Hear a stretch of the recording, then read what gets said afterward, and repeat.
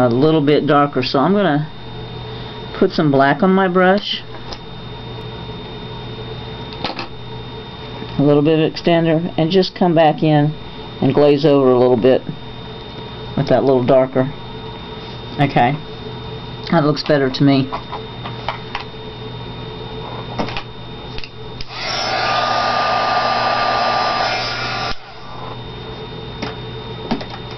Now I'm going to take, and put some extender back on, and I'm going to take, let's see, let's try about an 8, maybe a little bit of 9 in there, about as light as we can, on that tiny little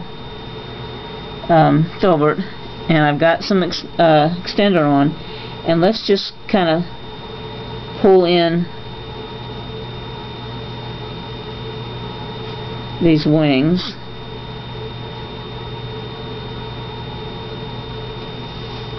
Now I think that's actually a little bit too heavy, so I'm just going to wipe that right back off, and I'm going to take this same brush, loaded as it is, and I'm going to put it into Cindy's mix.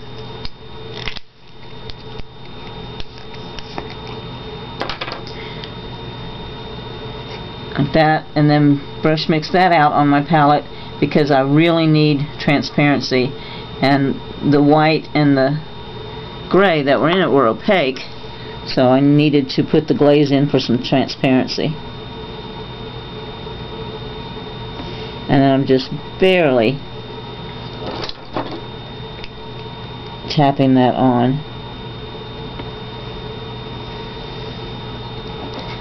And then I'm going to kind of push it back out again too, because I'm still not quite as transparent as I want to be.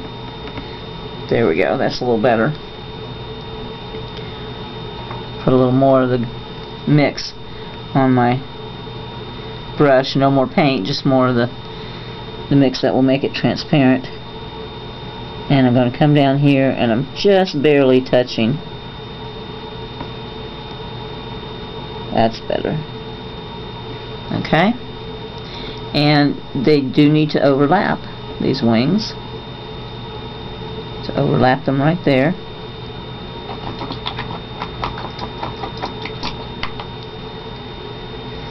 Okay, and I'm not going to mop them unless you need to. So now I'm going to go to my 21-aught liner, and I keep getting into the back to the dark glass mix instead of the black, but I'm going to load it with black and pull out our little legs. I'm also going to kind of dip it in black to get a little bit of a build up on the end of the brush.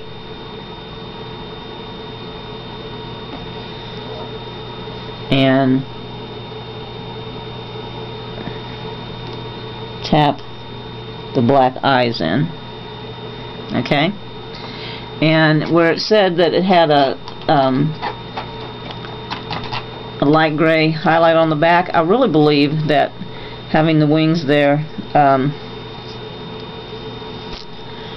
kind of take the place of that. So this is the way I want to do my fly. If you want to do it differently, please feel free. Like I said, there was really no direction much given, so you know, put some artistic license in.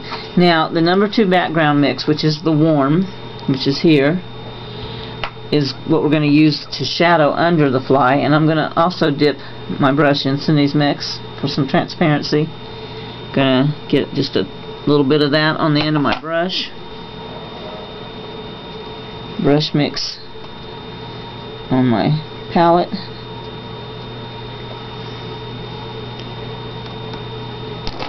I'm working with some glare here. And then I'm just going to brush, tap in a little shadow there for the fly. and use a mop to soften that outer edge.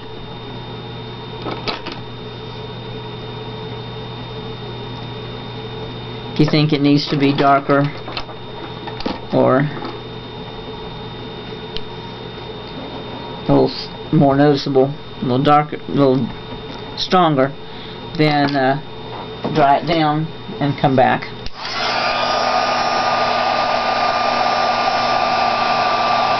I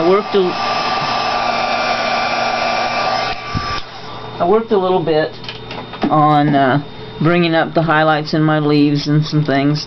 So the suggestion, and it is a good one, is to set it aside and look at it for a few days without varnishing it, and then see what you think you need to do as far as pulling up some highlights or things like that, or adding some more darks. Also, the last little step we have is to use our #1 background mix to age and antique the nook frame, which is this lighter area here, and also the outside of the area outside the frame. And you can make some little cracks in here. Let's see. You could do that by taking, those of you who are in Tier 1, I know, understand how to do that. And like you can take an area right here,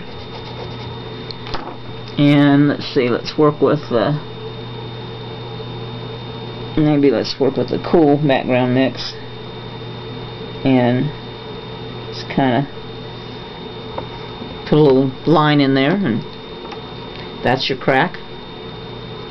So just, you know, you can put a few of those around. Don't overdo it, because too many just becomes a distraction. Also, I wanted to show you that over in this area, right down here, I put extender on, and then I took the background mix and I just kind of slap-slapped it and left brush marks, because it looks more like a shadow of a floral. It looks more like some deep dark recesses, and it looks better than having just a very smooth area there. The movement adds to the drama, adds to the painting.